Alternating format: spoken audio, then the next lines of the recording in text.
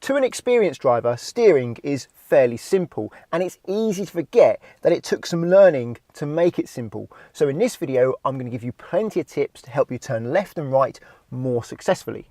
First tip is when to start turning when you turn left.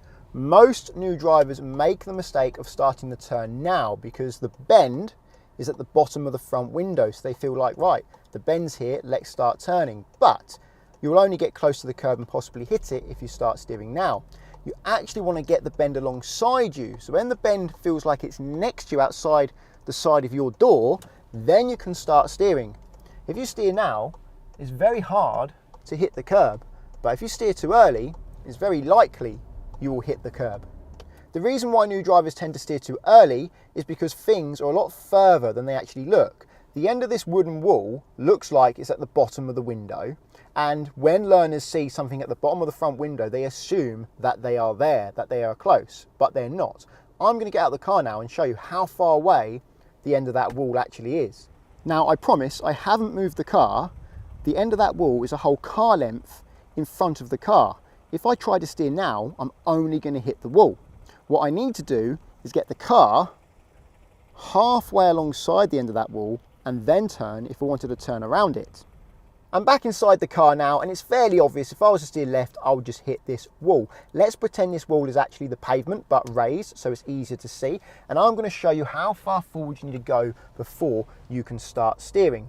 Ideally, you want the end of the wall, which would be the end of the pavement, if it was the pavement, to be alongside the middle of your car, which is around about here. If you steer now, you won't hit it. But the reality is you can't see the pavement because it's too low down. It's not raised up. So you have to remember where the bend starts. So at the moment, it's somewhere near the road name sign and the beginning of that triangle. So I know if I get the middle of my car near the road name sign, around about here, and I feel like I'm sitting on the triangle, that's a good time to start steering. The next tip is how much to steer. Usually in most cars on most junctions like this, around about 3/4 of a turn of the wheel should do it. But that is a very rough guide just to give you an idea of how much you're going to be twiddling this wheel. It can be as little as half a turn, or it can be full turn as far as it will go. But the real key of knowing how much to steer is knowing where to look. So I'm going to get to that place where I can steer, which is next to this road name sign as discussed earlier. Then I'm going to look at the middle of my new road over there at the end of the bend. I'll look at that point. Then I'm going to aim my left knee towards that point. Once I feel like my left knee is heading that way, I won't add any more steering. So I'm adding steering now, looking at that point, focused on that point. And when I feel like my left knee is heading there, then I know I have enough steering. I'm near the line now, so I'm going to make sure it's safe to go. And then I'm going to let the car come round. And as I come round, I'm going to start looking far up the road to help me judge when to straighten. Aiming my left knee straight up the road, I know how much to turn the wheel back to straight and how quickly to turn it back to straight without going over to the right or the left. Now, it's one thing turning left when you have a nice gentle curve to the curb, as you do here, but it's another matter when the curb has a sharp corner, such as it does here. How do you deal with this without hitting the curb? Well, it's quite simple really. Firstly, don't go near the curb. That's a mistake most people make. Just stay in the middle of your lane and go straight. And you're going to have to get to the end of the road nice and straight like I am now. Make sure no one's coming either side, and then move forwards until the curb, the end of the pavement where the person's walking, is about halfway through the middle of your door or slightly further back.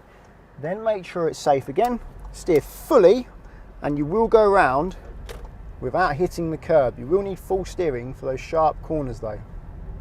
Now here are some tips for turning right. I'm going to turn into Crefeld Road on the right here. Firstly, when should you start steering? Well, you want to start steering when the middle of the road you're entering looks like it's roughly in line with your wing mirror. Although it looks like it's in line with your wing mirror, it's actually more in line with the front of the car. Then look at the middle of your lane about a car length in and focus on that point. Keep adding steering until it feels like your left knee is going into the middle. Then look far and start straightening until it feels your left knee is going straight. you're guiding the car via your left knee. The important thing is to look at the right bit of the road to aim for. And if I'm confusing you by saying use your left knee to judge how much to steer and where to place the vehicle, there is a video in the top right hand corner of your screen all about how to do that. I find it a really effective way of helping new drivers judge how much to steer and judge where to place the car within their half of the road. If your steering wheel is on this side, you'll be using your left knee, and if the steering wheel is on the other side, you'll be using your right knee, but it's whatever knee is closest to the middle of the car. And sticking to that point, I drive on the left side of the road because I'm in the UK, but if you drive on the right hand side of the road, it's fine. This video can still work for you. You just have to switch things around. My left turns are the equivalent to your right turns, and my right turns are the equivalent to your left turns. Many new drivers struggle with straightening up after steering because they wait for the car to finish the turn before they straighten up. Let me show you what I mean here. So they add the steering and then they hold it steady, wait for the car to finish the turn and then start to straighten up, which is too late and leaves them going towards the other side of the road and possibly some oncoming cars. It takes you a couple of seconds to unwind the wheel, so you have to start straightening up before the car has finished its turn. Normally when you're around about 75% of the way through the turn, you want to start taking the steering off, but looking far up the road will really help you judge when to do that. Strangely enough, what can help you get better at straightening the wheel after making a turn is to let go of the wheel. Bear with me, I'll show you what I mean. I'm going to make this right turn again and then I'm going to let go of the wheel. So I'm adding steering now, it's coming around about 3/4 of the way around. I let go of the wheel, as you can see, then I go back on the wheel again once it's finished self-straightening. The car self-straightens. This is a learning exercise, not what I expect my pupils to do long term. When they witness the car self-straighten, it's like a light bulb moment. It's like, they see how early it needs to start straightening and how quickly it straightens. I'll tell them when to let go of the wheel and I'll warn them about it, but it really helps them pick up that skill. Then they can start doing it themselves. But also, as a bonus, it helps them relax because quite often new drivers are gripping the wheel really tightly, which doesn't help the control. But when they realise and understand that the car wants to go in a straight line, and if they let go of the wheel, it will self-straighten, that certainly goes a long way in helping them be more relaxed behind the wheel. And if you're wondering why I get them to do it themselves and not just always let go of the wheel and let it self-straighten, and that's because cars self-straighten at different speeds depending on different conditions. Different road conditions can make a difference, but also the amount you accelerate will make a difference, and also the design of the car will make a difference. The steering axis inclination is what engineers use to make the car self-straighten, and they can have cars that self-straighten very quickly or in a bit more of a lazy manner. Here's a demonstration on how acceleration affects how quickly the steering self-straightens. I'm going to steer fully to the right. There's always a bit of bounce back when you let go of the wheel from fully turned, but it's not self-straightening, it's staying still, and that's because I'm accelerating at exactly 0. If I start accelerating slowly, you'll see the steering starts to straighten slowly. But if I accelerate a bit quicker, see how much more quickly there it self-straightened into a pretty much perfect straight line. Probably one of the best tips I can give you when it comes to steering is not to hold the wheel super tight and over control the car. Instead, listen to the car by placing your hands gently on the wheel and feel where the car wants to go. If the car wants to go where you want to go, good, let it carry on. Most of the time it probably will.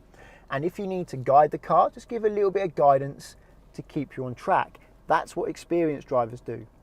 In the UK, most instructors are going to recommend you steer the wheel something like this. This is known as the push-pull method. It's where you pass the wheel from hand to hand at the top of the wheel and the bottom of the wheel, and you basically keep repeating that. In some other countries, they actually recommend you do what a lot of UK driving instructors frown upon, and that's to cross your arms over the steering like this. The trouble with this method is your arm goes over the airbag, and the airbag comes out at a very fast speed. So if that deploys and your arm's between the airbag and your head, that arm's going to hit you in the head. And if you've got a wristwatch on, that can do some serious damage, which is why I'm not the biggest fan of crossing your arms over the airbag. For the UK driving test, they don't really mind as long as you have good control of the car and you keep both your hands on the wheel most of the time, then you should be fine. With my customers, I rarely need to give help in this department. They tend to make their own way of steering fairly quickly on their own. In fact, if I give them a method, it can actually be more harmful than helpful some of the time.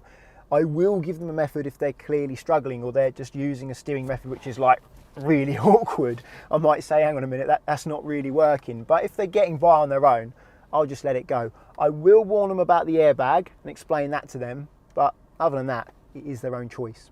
However, I don't accept wax on, wax off because you can slip off, and I have done myself, which can be quite scary. So if I see them do that, I will tell them to use their hands to steer the wheel. Well, wax on, wax off is technically with your hands, but you know, your claws properly hold the wheel and turn it to make sure you have good control. Another very important part of getting the steering right is getting your speed right and your approach to junctions right. I'm not going to go into that in this video because this video would just get too long, but I have made a video all about that. I'll link to it up there in the top right hand corner of your screen. Well, I hope this video helps. If you think it does, please give it a thumbs up. Check out Collingwood and Confused in the description. If you're learning to drive and you want to insure yourself on somebody else's car for practice, Collingwood are great because you can do so without affecting their policy or risking their no claims bonus.